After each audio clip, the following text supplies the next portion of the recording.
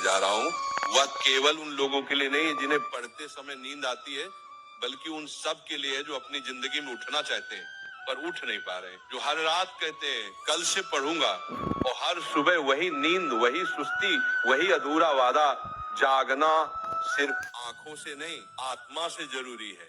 उठने के लिए अलार्म की नहीं, मकसद की आवाज चाहिए। नींद तो हर जीव को आती है, पेड़ को भी, पत्थर को भी, पर जागता वही है जो जानता है कि उसे कहाँ पहुंचना है। अगर तेरे भीतर ज्वाला जल रही है ना, तो नींद तेरे पास आने से पहले ही जलकर राख हो जाएगी। राधा रानी का नाम लेने का मतलब क्या है? वो जागृति है, वो प्रेम है, वो भक्ति है, और जो सच्चा प्रेम करता है वो कभी आलसी नहीं होता। तू कहता है पढ़ते वक्त नींद आती है, क्यों आती है बेटा? क्योंकि तू पढ़ाई से प्रेम नहीं करता, तू सिर्फ डर से पढ़ता है, और जो डर से चलता है वो कभी दौड़ नहीं सकता। एक पल सोच, तुम्हारे पिता क्यों नहीं थकते? क्यों नहीं कहते कि आज आराम कर लेते हैं?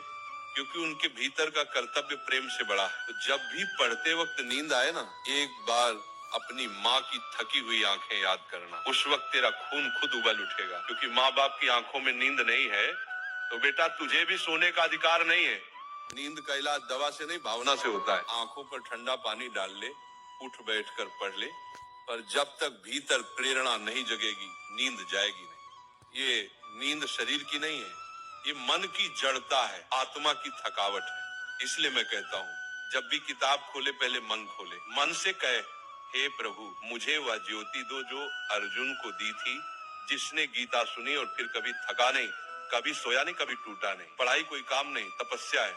जैसे तस्य मुनि तप करते थे ना, वो जंगल में पत्थरों पर वर्षों तक बैठे रहते थे, वैसे ही विद्यार्थी का तप है। किताबों के बीच बैठना, रातों को जगना, आंखों से आंसू गिरना, फिर भी पन्ने पलटते रहना।